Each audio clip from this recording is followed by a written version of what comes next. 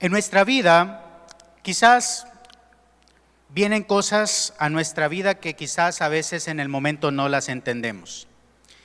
Hay momentos en los cuales la palabra de Dios se hace más relevante que en otros tiempos. Hay cosas que en el momento quizás no los entendemos.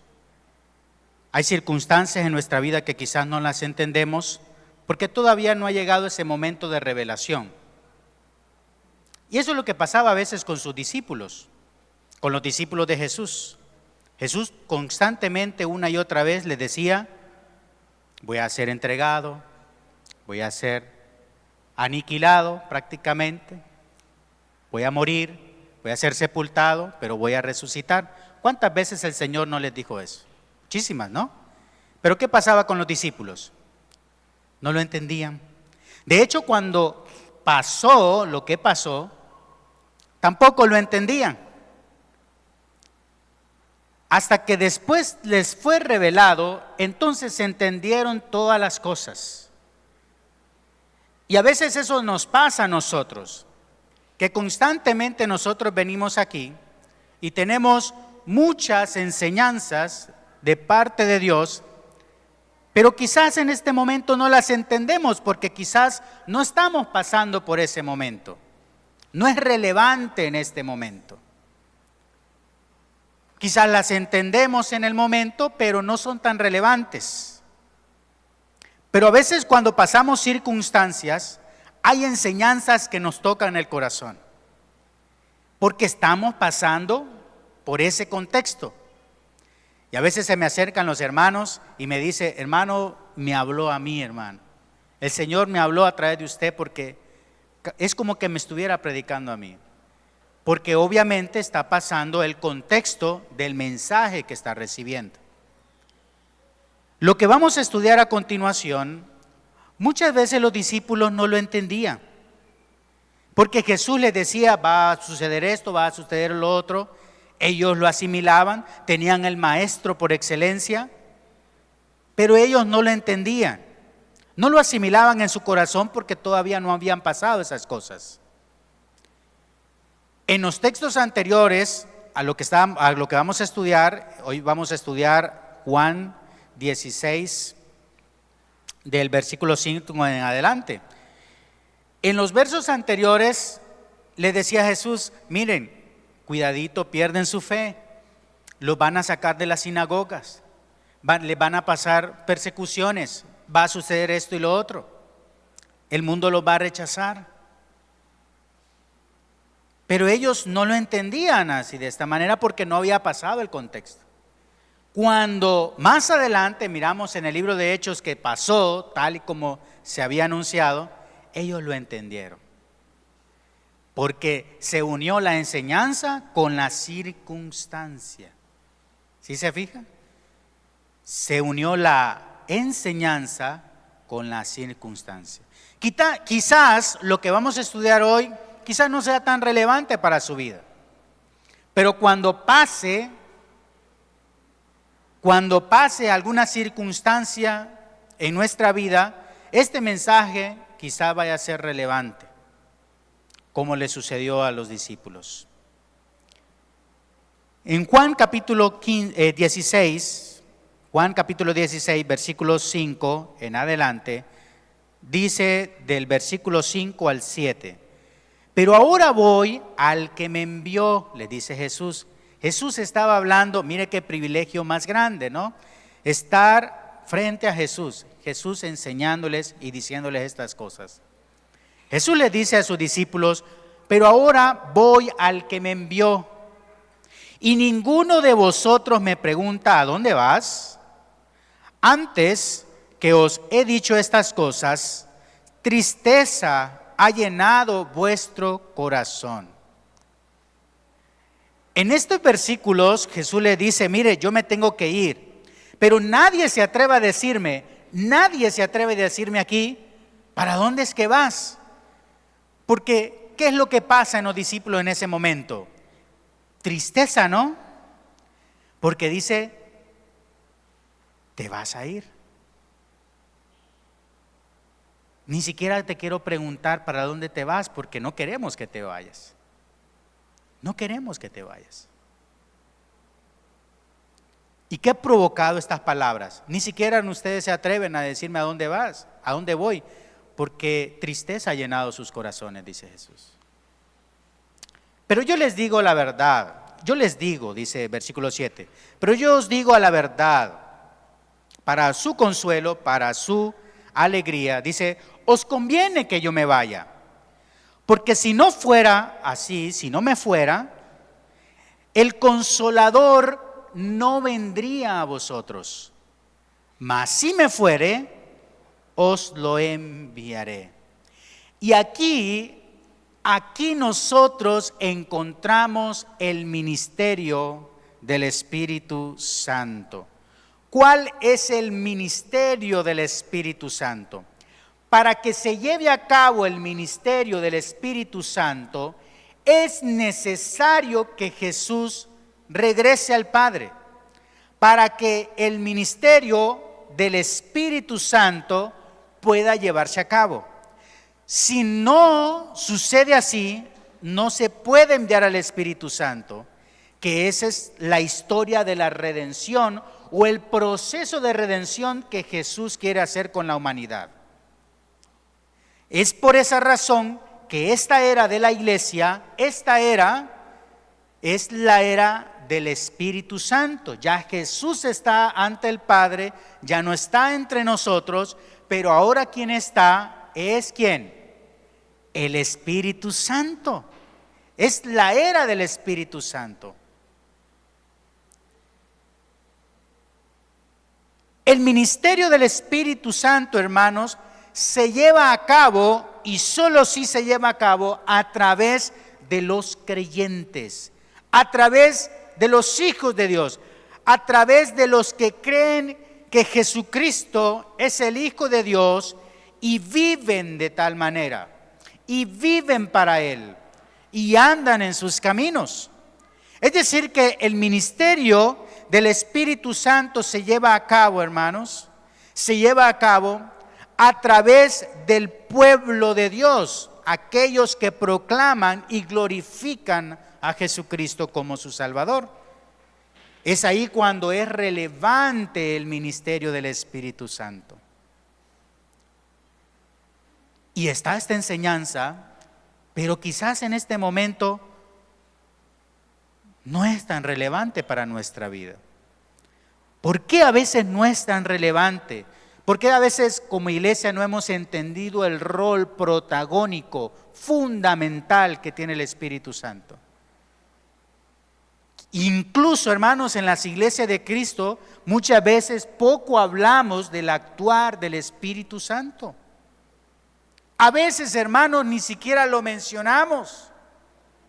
A veces, hermanos, no forma diario, ni siquiera, no forma parte, de nuestro vocabulario. Ni siquiera, hermanos, a veces tenemos relación con el Espíritu Santo. Gracias. Entonces, es aquí cuando nosotros entendemos las cosas, pero quizás no tenemos todavía la circunstancia donde sintamos la presencia del Espíritu Santo, el actuar del Espíritu Santo. Y va a llegar ese momento. Y puede llegar ese momento en nuestra vida.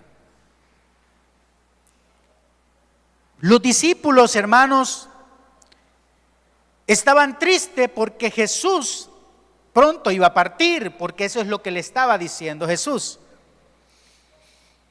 Ellos estaban llenos de tristeza, pero yo les digo la verdad, les dice Jesús, miren, tranquilos, es necesario que yo me vaya, para que venga el Consolador, para que venga el Paracleto, o Paráclito en griego, que significa Consolador, también significa abogado, defensor, ¿sí? Entonces es necesario, dice Jesús, que yo me vaya para que el Espíritu Santo venga. ¿Y sabe qué? esta llegada del Espíritu Santo es algo profético, es algo que se viene anunciando desde el Antiguo Testamento. Y una y otra vez se viene anunciando que el Espíritu Santo va a llegar y va a ser derramado entre su pueblo. Que es como lo vemos en Hechos 2, ¿se acuerdan? El derramamiento del Espíritu Santo en la iglesia del Señor. ¿Y cuál profecía se cumplieron? Muchas profecías, pero la que menciona Pedro es Joel, la de Joel. Entonces, la llegada del Espíritu Santo, la llegada de esta era del Espíritu Santo es algo profético. Por eso Jesús era necesario que fuera de nuevo al Padre. Jesús está anunciando la llegada del reino de los cielos con su presencia, pero también con la presencia del Espíritu Santo. Entonces hoy vamos a aprender, hermanos, cuál es el propósito o cuál es la función del Paráclito o del Consolador o del Espíritu Santo o del Espíritu de verdad, como también se le menciona en las Escrituras.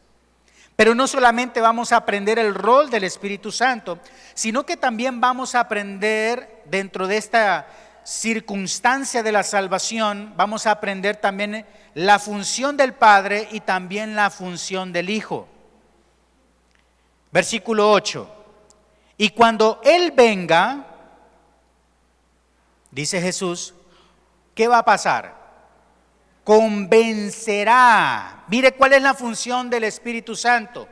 Dice, convencerá al mundo ¿de qué? De pecado, de justicia y de juicio. ¿Sí? Mire cuál es la función del Espíritu Santo. Dice que convencerá.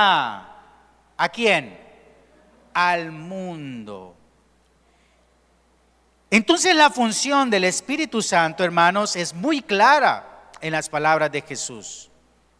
Quizás los discípulos no lo iban a entender en ese momento, pero iba a llegar la circunstancia donde ellos iban a ser instrumentos del Espíritu Santo para convencer al mundo de pecado, justicia y juicio. En Juan, nosotros vemos que Juan utiliza la palabra mundo como algo antagónico a Dios, como algo antagónico al creyente. El mundo los aborrecerá, el mundo los destruirá, el mundo estará en contra de ustedes. Entonces el mundo representa todo aquello, ¿verdad? Que es el cosmos en griego, todo aquello antagónico a la luz, a la verdad. El mundo se convierte en algo que está oscurecido, en algo que está en tinieblas y que necesita la luz. Entonces la función del Espíritu Santo hacia el mundo, entonces es convencer, por lo menos de tres cosas: pecado, de justicia y de juicio, hermanos. Es decir, que el Espíritu Santo es el abogado o el fiscal como el fiscal de una nación que acusa. Es como el fiscal de una nación que acusa, es como un abogado que acusa. Se vuelve el fiscal del mundo que señala el pecado, la maldad en el mundo. Es el abogado también de los creyentes, es el que defiende, intercede por los creyentes ante Dios.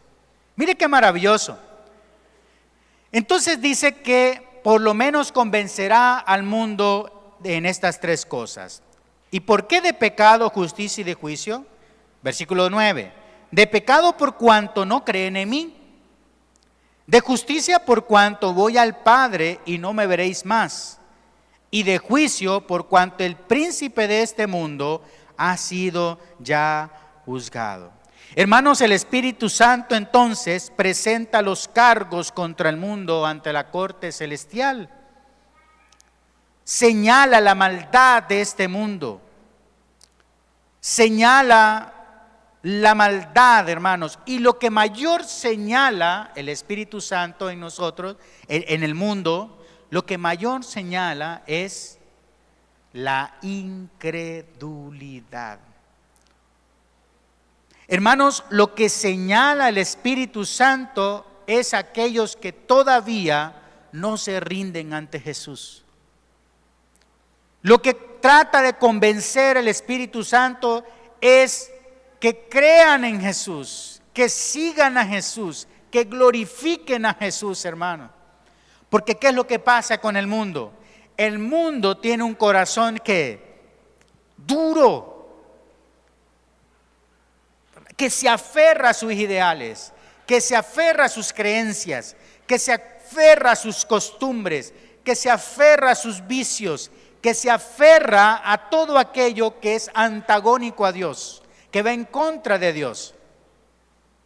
Entonces, lo que va a hacer el Espíritu Santo, utilizando al pueblo de Dios, es convencer a ese mundo, que Cristo es el Rey y que en Él tenemos vida eterna. Uno de los mayores males que tiene el mundo es la incredulidad. Yo vengo de un país muy corrupto, muy violento. Mi país, Honduras, incluso ahorita está pasando por uno de los momentos más tristes en los cuales yo recuerde. Mucha corrupción, muchas cosas terribles. Lo irónico es que es una nación donde el cristianismo está en el 95%, por lo menos todas las personas creen en Dios, o por lo menos dicen creer en Dios. Pero una cosa es creer o decir que creo en Dios, y otra cosa es permanecer o andar o perseverar en los caminos de Dios. Obedecer aquello en lo cual creo, porque muchos podemos llamar Señor, Señor a nuestro Señor Jesucristo, pero muchas veces no hacemos lo que Él manda. Entonces vemos una nación donde es creyente, y creo que Colombia es así también, una nación que dice creer en Cristo, mas es contrario a lo que el Señor manda. Entonces, la incredulidad es algo que está incluso en aquellos que dicen creer que creen en Cristo. La incredulidad, hermanos, es un pecado terrible, porque es un pecado que viene de la soberbia, del orgullo, porque no dejamos que el Señor reine en nuestra vida, sino que elijo yo no creer en aquello que es verdadero. Entonces yo voy a creer en mí, yo voy a creer en mis fuerzas, yo voy a creer en mis decisiones, yo voy a creer en mi dinero, yo voy a creer en mi empresa, yo voy a creer en todo lo que yo hago, y no dejo que Cristo reine cada etapa de mi vida. El pecado, hermanos, abunda en el mundo. Por eso el Espíritu Santo es el abogado celestial, así como lo fue Cristo también, que señaló el pecado en el mundo. Hermanos, la justicia, hermanos, de Dios es visible en los creyentes. Va a convencer de justicia hacia el mundo, porque la justicia que hay en el mundo no es verdadera, no es honesta. Y lo que va a tratar el Espíritu Santo de convencer al mundo es la verdadera justicia de Dios. Una justicia verdadera, una justicia genuina, una justicia llena de amor, tanto así que nosotros, aún siendo pecadores, Cristo murió por nosotros, y ahora el Señor nos perdona para que nosotros podamos tener acceso a la vida eterna, para que nosotros podamos tener vida y vida en abundancia. Esa es la justicia de Dios, que nos justifica a través de la fe en Cristo Jesús, no a través de nuestros actos que nosotros creemos que por eso ganamos la salvación, sino que a través de la gracia de Dios nos ha perdonado, y es ahí cuando nosotros obedecemos bajo su gracia por agradecimiento a lo que Él nos hace. Esa es la justicia que nos muestra el mundo. Una justicia donde Dios pone a su Hijo, en vez del culpable, que es la humanidad, pone a su Hijo. Esa es la justicia divina. Y es la que va a tratar de convencer a los demás, al mundo entero. Entren a esta justicia. Y lo otro que va a tratar de convencer el Espíritu Santo es el juicio. Y no un juicio cualquiera, sino el juicio que ya se hizo al príncipe de este mundo, dice Jesús, que ha sido ya juzgado. Entonces, todos aquellos que se apartan de Dios, todos aquellos que deciden alejarse de Dios, de no obedecer a Dios, de no seguir a Cristo, de no glorificar a Cristo, ellos mismos han sido condenados, ellos mismos se condenan. Por lo tanto, así como Satanás, el príncipe de este mundo, decidió por su voluntad separarse de Dios, entonces ya ha sido juzgado. Y el mismo juicio que se le va a dar al príncipe de este mundo es el mismo juicio que se le va a dar a aquellos que han decidido no creer en Cristo. Este juicio es el que va a tratar el Espíritu Santo de convencer al mundo.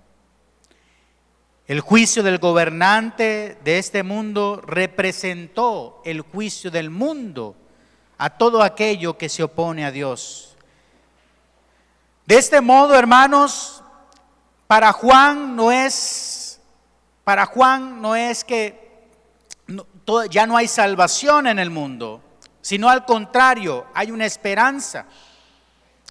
Juan lo que trata de reflejar en su evangelio es que Jesús anuncia una esperanza, alguien que va a estar con nosotros para ayudarnos en este proceso, en este mundo lleno de caos, en este mundo lleno de maldad, en este mundo lleno de aflicciones. Y va a usarnos, como a hijo de Dios, va a usarnos para que podamos nosotros ser relevantes en un mundo lleno de caos y maldad. Y nos va a usar para poder ganar al mundo. Vamos a estar en el mundo, pero no somos del mundo.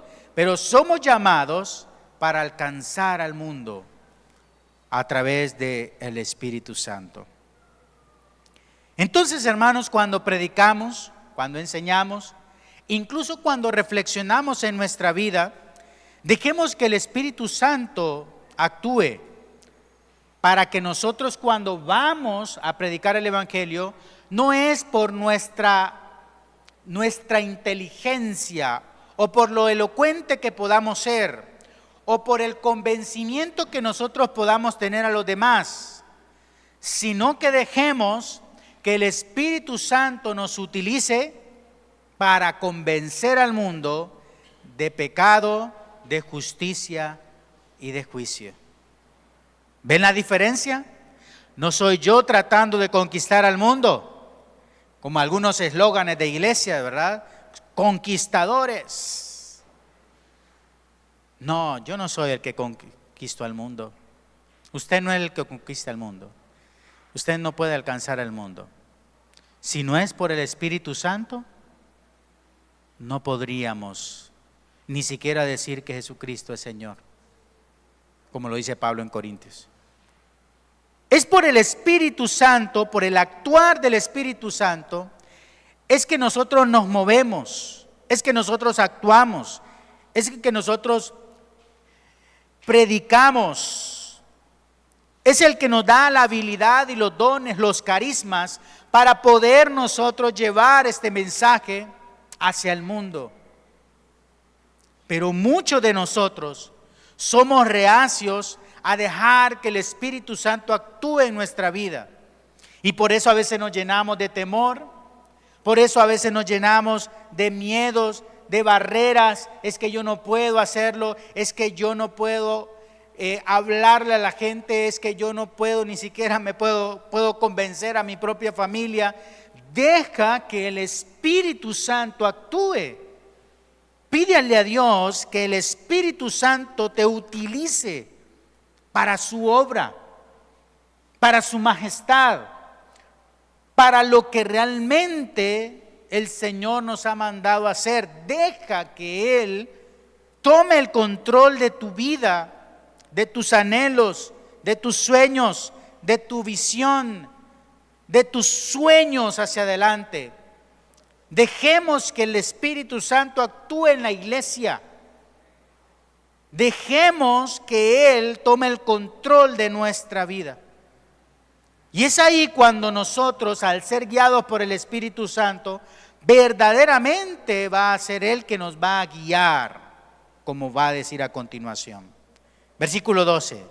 Aunque tenga muchas cosas que decirles, pero ahora no lo podéis sobrellevar. Es decir, miren, yo tengo muchísimas cosas que decirles a ustedes. En este momento no lo van a poder entender. Pero cuando venga el Espíritu de verdad, ¿sí? Cuando venga el Espíritu de verdad, ¿qué va a pasar? Él los guiará ¿a qué? A toda la verdad. Él los guiará a toda la verdad. ¿Sí? Él es el único que nos puede guiar.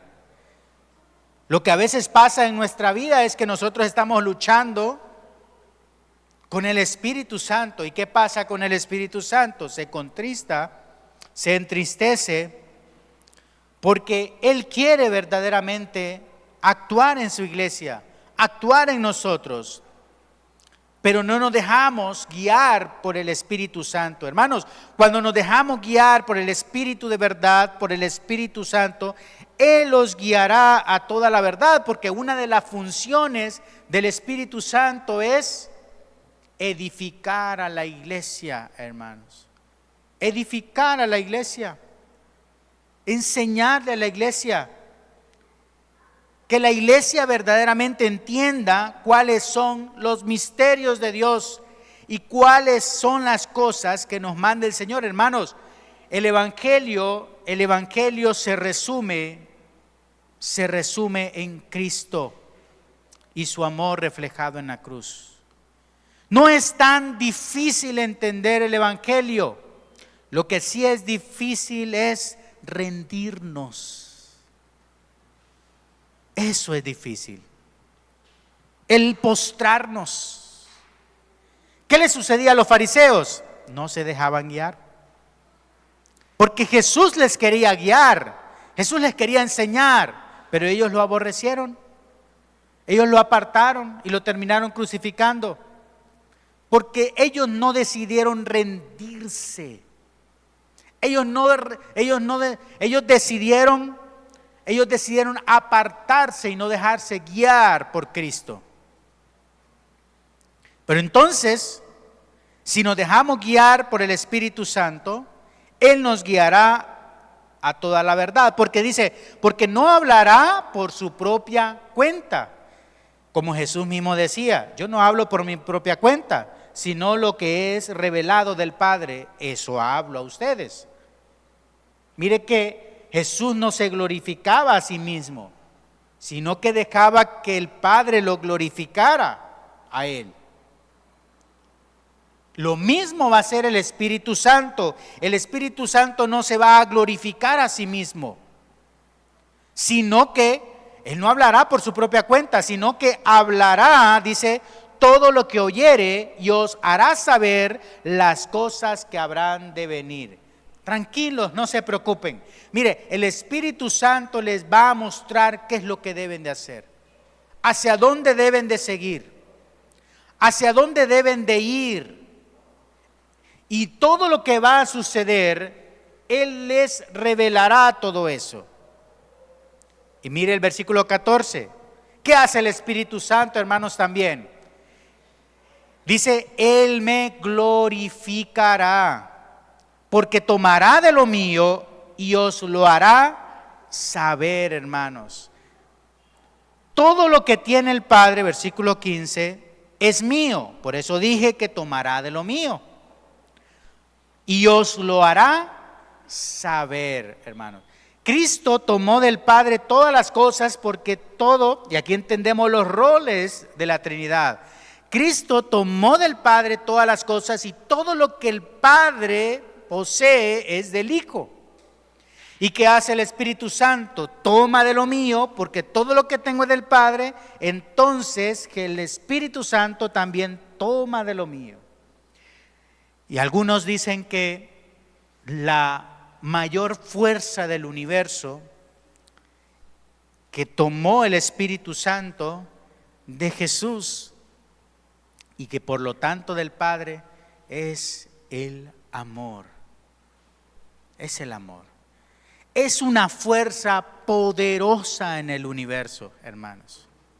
Es una fuerza tan poderosa, ¿sí?, que el acto mismo de amor que Jesús hizo en la cruz tuvo la capacidad, o tiene incluso hoy en día, la capacidad de salvar a todo aquel que cree, a todo aquel que glorifica a Jesús. Mire, este amor tan grande de Jesús tiene la magnitud, es como una bomba atómica, ¿no? Para ponerlo en estos términos. Es como una bomba atómica que sucedió en la cruz y su onda expansiva nos alcanza hoy en día. Miren la magnitud de este amor. La magnitud de este amor que todavía hoy el Espíritu Santo sigue convenciendo al mundo que el camino correcto es Cristo.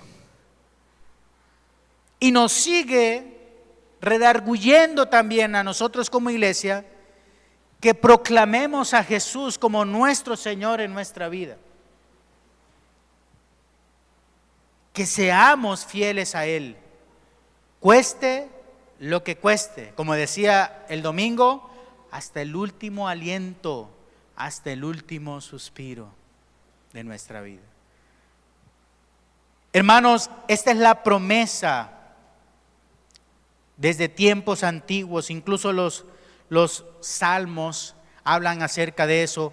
Oh Señor, cuánto anhelamos que nuevamente vengas a guiarnos personalmente.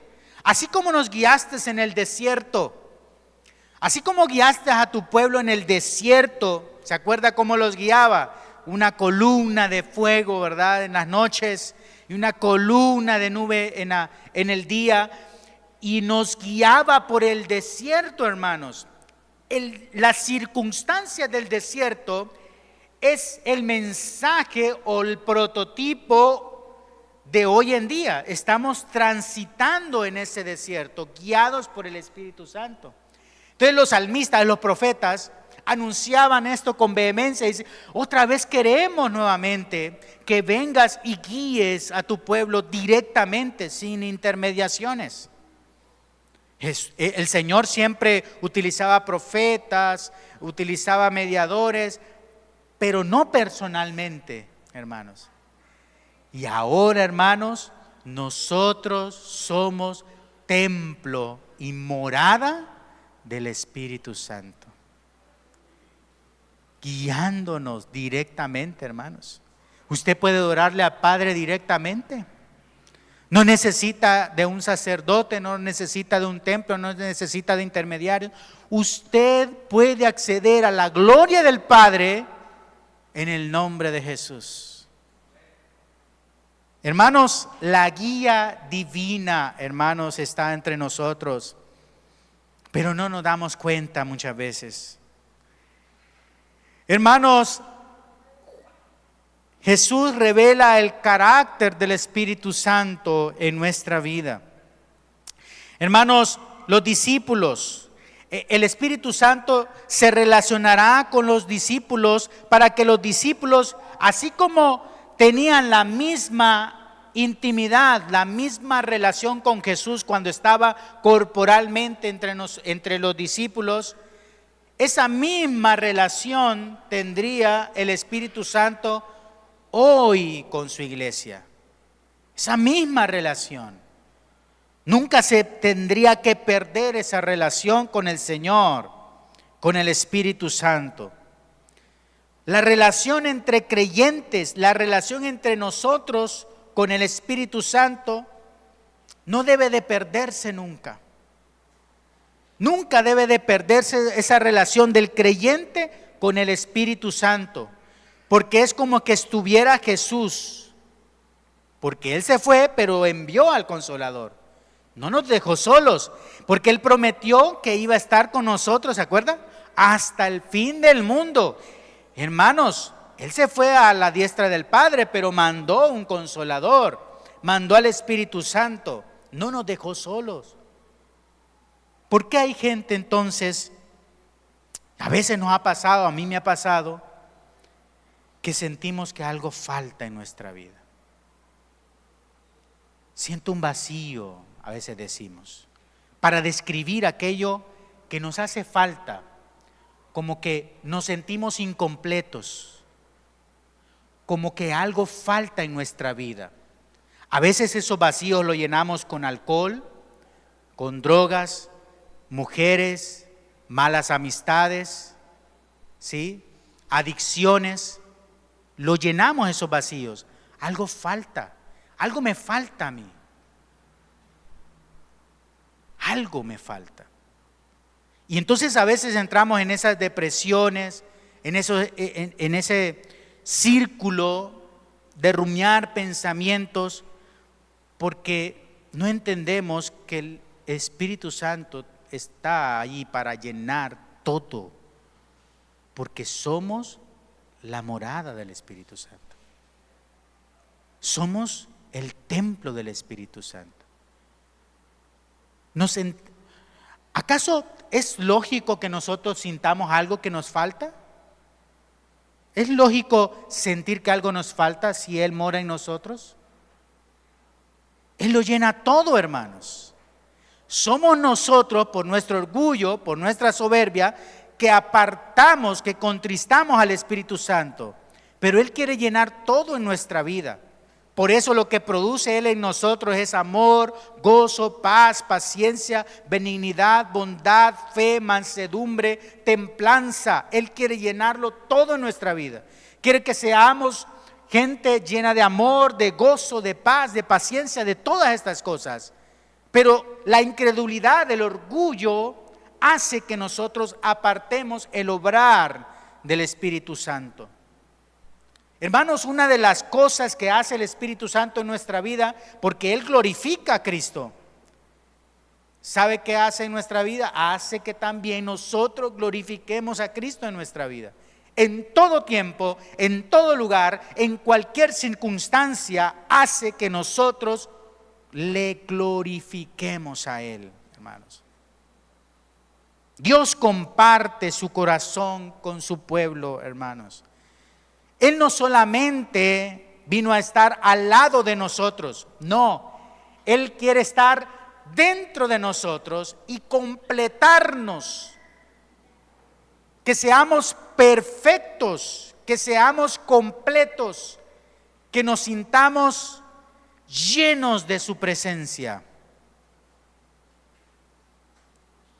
Hermanos, pero lo que a veces llenamos nuestra mente es de pensamientos inicuos, pensamientos devastadores, relaciones que no ayudan. Y muchas veces, hermanos, incluso llegamos a la incredulidad, a dudar incluso. ¿Será que existe, Señor? Y a veces hasta pedimos señal, dame una señal. Versículo 16 al 22. Todavía un poco y no me veréis, y de nuevo un poco y me veréis, porque yo voy al Padre. Suena como trabalengua, ¿no? Entonces se dijeron algunos de sus discípulos unos a otros: ¿qué es esto que nos dice? Todavía un poco y no me veréis, y de nuevo un poco y me veréis, y porque yo voy al Padre. Versículo 18, decían pues, ¿qué quiere decir con todavía un poco? No entendemos lo que habla, porque pues obviamente no había llegado el contexto, no había llegado la situación en que ellos iban a entender estas cosas. Pero Jesús obviamente aquí les está hablando alegóricamente, ¿no? Dice, no entendemos lo que él habla. Versículo 19, Jesús conoció que querían preguntarle y les dijo, ¿preguntáis entre vosotros acerca de esto que dije, todavía un poco y no me veréis? Y de nuevo un poco y me veréis. De cierto les digo, y aquí cuando dice, ¿verdad? De cierto os digo, es que va a decir algo muy relevante.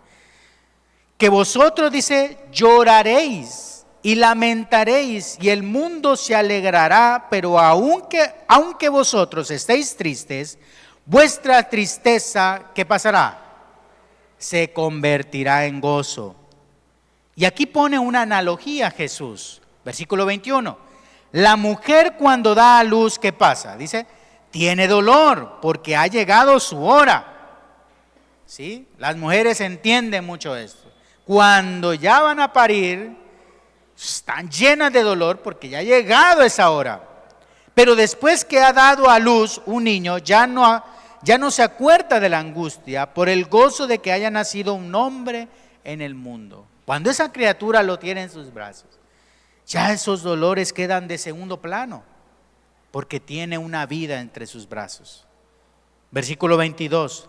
También vosotros ahora tenéis tristeza, pero os volveré a ver y se gozará vuestro corazón y nadie os quitará vuestro gozo. Hermanos, la frase todavía un poco, esta frase es utilizada muchas veces por los profetas para anunciar a veces juicio, para anunciar la salvación de Dios, para anunciar tiempos venideros, tiempos de juicio entre el pueblo. Pero todavía un poco y no me veréis, y de nuevo un poco y me veréis, hace referencia nuevamente al anuncio de Jesús que iba a ir a la cruz, lo iban a ver, pero luego ya no lo iban a ver, porque iba a ser sepultado e iba a ir al Padre. Pero solamente va a ser un poco de tiempo, porque luego me van a ver, dice Jesús, porque después yo voy al Padre. Jesús se refería a que ellos están tristes, que iban a estar tristes cuando lo vieran en la cruz. Iban a llenarse de tristeza, de aflicción. Se nos ha ido el Maestro. Se nos ha ido aquel que estuvo entre nosotros. Se nos ha ido aquel que nos consolaba, que nos ayudaba, que jugaba en nuestras lágrimas, que nos ayudaba en nuestros miedos, en nuestros temores, que nos ayudaba en los momentos difíciles que habíamos pasado con Él durante estos 3 años. Ya nos íbamos a sentir solos, abandonados, sin su presencia, porque iba a estar en la cruz e iba a fallecer. Pero solamente un poco, dice el Señor. Pero su tristeza se va a volver gozo, porque después ¿qué? Me van a ver. Cuando Jesús resucitó y se le apareció ante ellos, ¿qué pasó? Se llenó de alegría, ni siquiera le preguntaba qué pasó, no, al ver a Jesús, al ver al Maestro nuevamente, se llenaron de gozo, de contentamiento. ¿Por qué? Porque otra vez lo vieron, ni la muerte lo venció, ni la muerte lo venció. Entonces dice, wow, a Jesús ni la muerte lo venció, verdaderamente este es el Hijo de Dios, por lo tanto ahora es un tiempo de gozo. Tanto así que iban encadenados a la cárcel, que lo acusaban ante las sinagogas, que los perseguían e iban predicando gozosos por el camino. El gozo no se les perdía. ¿Por qué? Porque entendieron que a Jesús no lo venció la muerte. Por lo tanto, esa es la esperanza que ellos iban a tener. Entonces, cualquier circunstancia que a los discípulos les pasaba, incluso lo más difícil que les podría pasar, ellos estaban llenos de gozo, estaban contentos, hermanos. Hermanos, después de la resurrección de Jesús, Los discípulos iban a tener ese advenimiento del Espíritu Santo. Iba a ser derramado el Espíritu Santo en sus vidas. Y no solamente iba a ser algo que iba a ser puntual un tiempo, no, el Espíritu Santo iba a permanecer en ellos para siempre. Y ahora permanece en nosotros, hermanos. Hermanos, la tumba de Jesús, dicen algunos, la tumba de Jesús es el seno natal de su resurrección. Y esto inaugura una nueva era. La resurrección de Jesús significa que la vida en el mundo por venir es accesible incluso a los discípulos del Señor en el presente. Hermanos, en Cristo Jesús, el Espíritu Santo viviendo en nosotros, realmente es ahí la verdadera vida. Porque como aprendimos sobre los pámpanos, ¿verdad?, pegados a la vid, separados de la vid, ¿qué pasa? Nada podemos hacer. Usted corta una ramita del árbol, por un tiempo sobrevive con su verdor, con su vida, pero pronto va a fallecer. A través del Espíritu Santo nosotros vivimos pegado a la vid que es Cristo. Y por lo tanto esa es la verdadera vida. Esa es la verdadera vida del creyente. Vivir siempre en la presencia del Señor. En aquel día, versículo 23, con esto terminamos. En aquel día no me preguntaréis nada. De cierto os digo que todo cuanto pidiereis al Padre en mi nombre, os lo dará. Hasta ahora nada habéis pedido en mi nombre. Pedid y recibiréis, para que vuestro gozo sea cumplido. Hermanos, Jesús está advirtiendo a sus discípulos sobre su pronta partida, pero también de su posterior regreso. Los discípulos quizás no entienden lo que está pasando, como a veces no entendemos las circunstancias que nos está pasando en nuestra vida. Y quizás el Señor nos está diciendo algo, pero por las circunstancias no lo entendemos.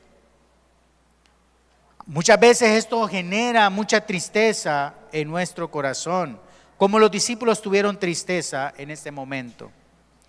Jesús les dice, hermanos, que su tristeza actual se transformará en gozo, que nadie ni nada les podrá arrebatar, comparándolo con la alegría que se siente con una madre después del dolor del parto.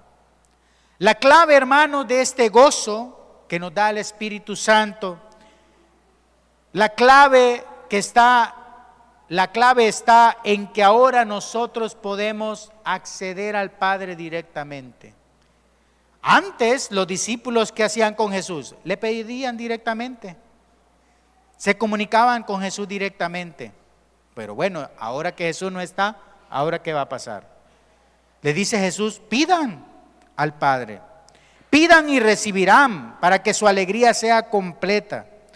Ahora pedimos al Padre en el nombre de Jesús para que el gozo del Señor sea completo, hermanos.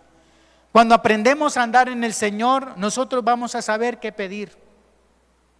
A veces nosotros pedimos muy mal, porque pedimos para nuestros deleites, para las cosas que satisfacen nuestra vida terrenal.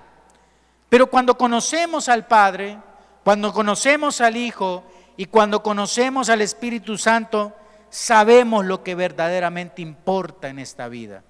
Y por lo tanto pediremos aquello que verdaderamente es relevante.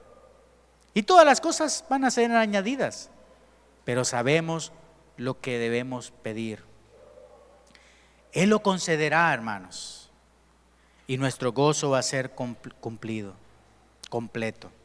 No se trata, hermanos, de una fórmula mágica, sino de pedir en sintonía con el carácter y la voluntad de Jesús, confiando en que el Padre les concederá lo que se le alinee con su propósito divino.